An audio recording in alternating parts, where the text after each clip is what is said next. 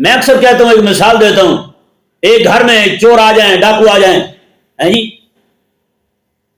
اس گھر میں 5-10 لڑکے ہوں، بچے، ان کے ابا جو ہیں وہ پانی پینے کے لیے بیٹھے ہوں، پانی سامنے رکھا ہو،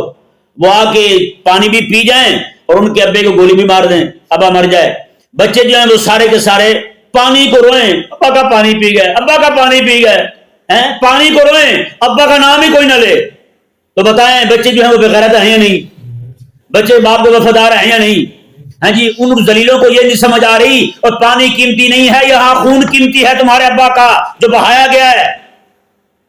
قیمتی شے کے ضیاء پر وہ بولے نا، ہلکی شے پہ نقصان پر وہ چیخنے لگ جائیں، پرلے درجے کے احمق ہیں، باپ کے وفادار نہیں ہیں، انہوں نے باپ کے خون کی قدر نہیں کی، پانی کی قدر کی ہے انہوں نے، ان کے نزدیک زیادہ اہم پانی تھا، باپ کا خون نہیں تھا۔ یار باپ کے خون کو نہ روئیں، پانی کو روئیں، وہ غدار ہیں یار، جس دین کی خاطر رسول اللہ نے اپنا خون دیا ہے اس کو امت نہ روئے، اپنی باتیں لے کے رونا روتی رہے، تو بتائیں اس امت سے بڑھ کر بھی کوئی بندہ بے وفا نہیں ہو سکتا پوری کائنات کے اندر۔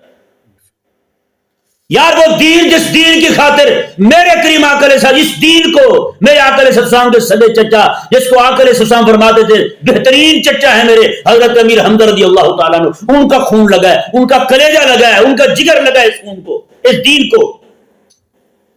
میرے آقا علیہ السلام کے دندان مبارکہ شہید ہوں اس دین کے لیے۔ اوے اس دین کو کیوں نہیں روتا تو؟ اس دین کے لیے رونا نہیں نکلتا تیرا رونا نکلا ہے کس کے لیے؟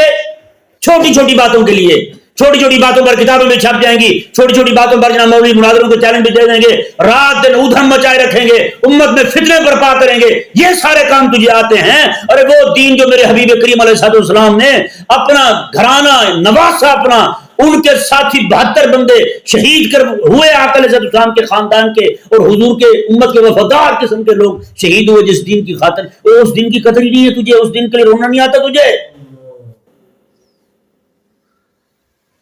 عجیب نظام ہو گیا۔